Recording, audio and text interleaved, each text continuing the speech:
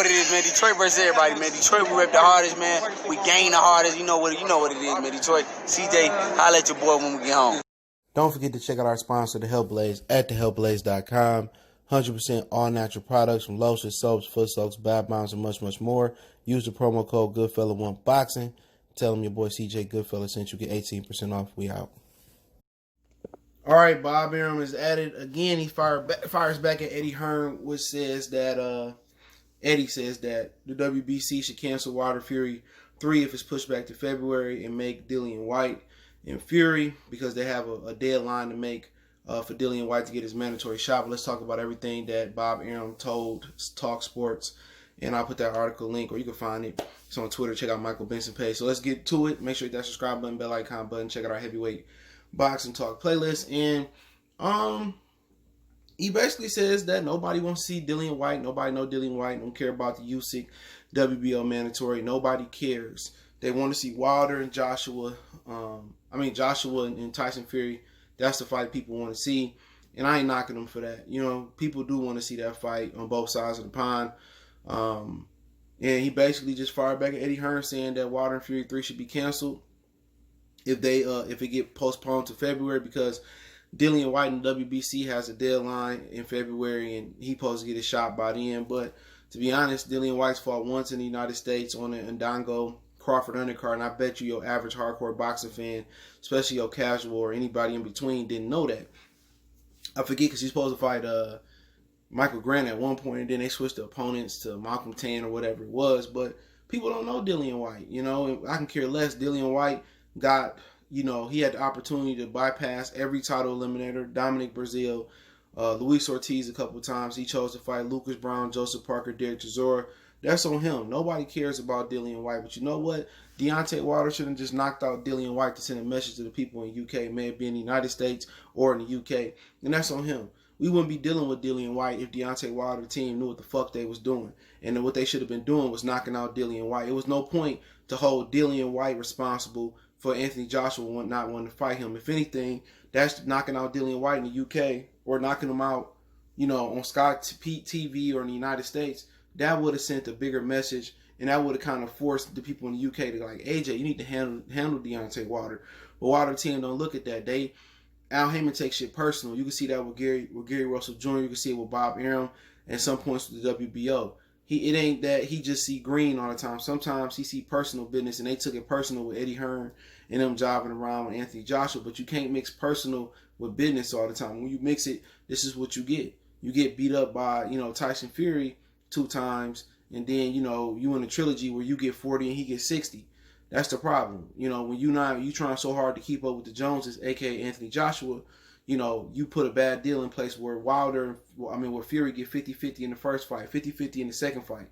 And nobody knows Fury over in the United States, even when he got knocked down or dropped by Steve Cunningham. That's what happened when you trying to keep up with the Joneses. You worry about what AJ making. They trying to keep up with the Joneses and make big fights, and you walk into a big fight that you wasn't ready for.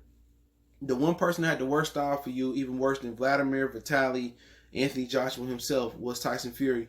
And now all of a sudden you're on the brink of losing it all. Straight up and down. Just because you're trying to keep up with him. And imagine if he would have fought Klitschko at 41, 40 years old. You know, you'd have fought the leftovers of Fury, the leftovers of AJ. It ain't no way you can continue with knocking out Klitschko or doing better than what they did for Klitschko, because they all going to say they did it first. So, you know, my whole thing about the situation, I agree with Bob. You know, people get tired of these meaningless, you know, mandatories. Usyk didn't look good versus Chaz Witherspoon. He got a tough fight with Chisora. Dillian Whyte got a tough fight with Alexander Povetkin. I know all the boxing fans are praying that Fury is able to win, Puev is able to get beat by AJ, and that Povetkin knock out Dillian Whyte. And also, Chisora knocks out Usyk. Everybody hoping for that, unless you're a fan of Chisora Usyk.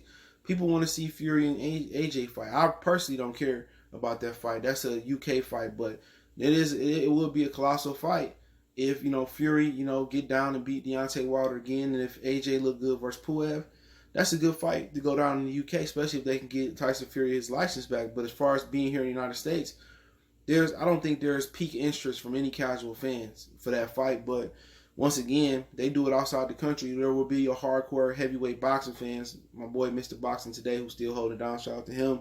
You know what I'm saying? It's some hardcore heavyweight boxing fans that just like it because it'll be the biggest boxing fight that has Price and Lennox and Mike Tyson. You know what I'm saying? So it will be interesting. But you know, it's a lot of things got to happen. You know, Wilder got to lay up, roll over. You know, Usyk got to get beat or take step aside money. Dillian Whyte got to get beat or take step aside money. So, you know, at the same time, man, Eddie Hearn do be talking out his ass. Bob is just responding to the shit that he's saying. But you know, Usyk and Dillian Whyte should fight on the Wilder Fury Joshua undercard, and they get the winner after they do a 1-1. You know what I'm saying? But don't nobody want to wait for a title shot. But, you know, could Usyk give Joshua some issues? He could if Joshua come in too heavy.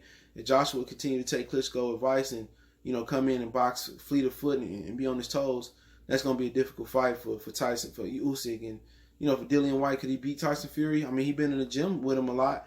It seemed that Tyson Fury don't want to fight, so it seemed like Dillian Whyte might have a mental edge. But, you know, if Tyson Fury can show up like he did versus Deontay Wilder, I don't see no heavyweight contending with that style. But, you know, Eddie and Bob are forever going to go back and forth, but the WBC is going to enforce, you know, Dillian Whyte at some point. They're going to enforce him because he's threatening to take legal action. I know WBO was getting sued by Austin Trout. He taking his shit to the next level of the lawsuit or whatever. And then WBC or some other sanctioned belt bodies have been bankrupt by fighters doing lawsuits and stuff of that nature. So it should be very, very interesting to see, you know, where this goes. It's funny that, you know, Dillian Whyte is getting a shot and he just tested positive and cheated Oscar Rivas. You know, they didn't turn that into a no contest or nothing.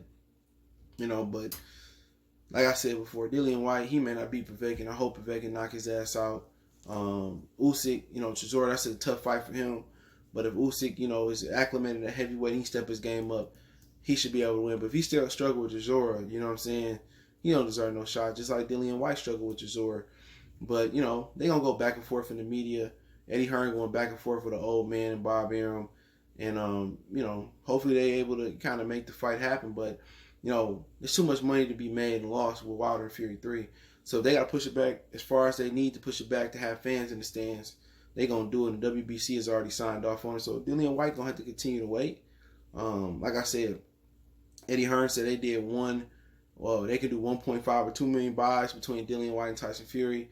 Nobody buying that. His fight camp is sucking. They doing 100,000, you know, ratings.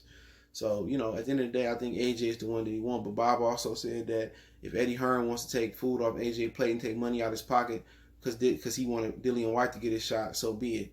But at some point, they got to see Dillian Whyte. But Bob don't want to. Bob want to go from Wilder Fury 3 into, you know, Fury Joshua in 1 and 2. And perhaps 3 is so much money to be made. But right now, you know, you got mandatories. And mandatories is they ain't never something that you really want to see. And if there is something you really want to see, like Dillian and Tyson, if you went to that, then it's something better to see outside of that fight. So, man, the mandatory system needs to change for sanctioned belt bodies. Sanctioned belt bodies got the power in boxing to make a change. If they all move in one direction and say, you know what, we're going to go with one belt, we're going to go with a strict mandatory system. If one fighter suspended out of sanctioned belt body, he should be suspended out of all of them for drug tests or whatever it may be. You know, you should have to fight, you know, one guy in the top 15, one guy from 10 to 5. You should have to fight one guy in the top 5 to get a mandatory shot. You know what I'm saying? Before you get a mandatory. We got all these mandatories who never fought outside their hometown.